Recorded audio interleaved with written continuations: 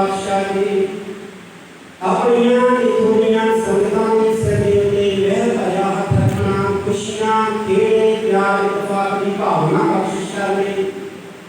मेआन संगत ने ऐश्वर्य पातशाह जी आप जी के दरबार में हाजरियां भरियां ने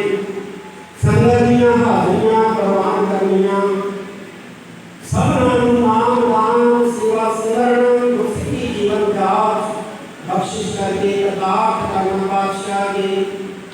प्रबंध काम तो आप जी सुंदर कुशाती हाजिर कीते ने विकार करने प्राप्त प्रसाद की एक हाजिर है पातशाह जी आप जी लीला प्रमाण हुए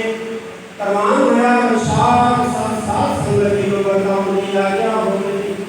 जो जो सके सुवाहिगुरु वाहिगुरु वाहिगुरु जपे पातशाह जी ऐश्वर्या इलाही हुक्मनामे बख्शिश करके संगत को प्रताप करोगे आनंद साहब जी की अरदास अखर वादा घाटा भुगत माफ करनी सही गारे लेना बिना बिना जी का नाम चितावे नानक नाम चढ़ती कला तेरे पानी सुरगता भला वाहिगुरु जी का खालसा वाहिगुरु जी की फतेह दोहरा आ गया भई अकाल में तबे सबसे सबको हुक्म है गुरु मान गुरु ग्रंथ जी माने जो प्रभु को मैं बोझ है खोज शब्द में राज करेगा खालसा या की रहे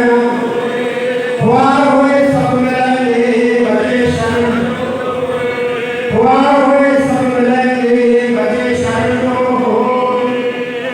बेले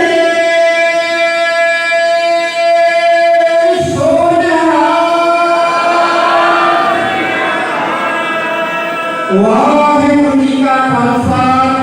वाह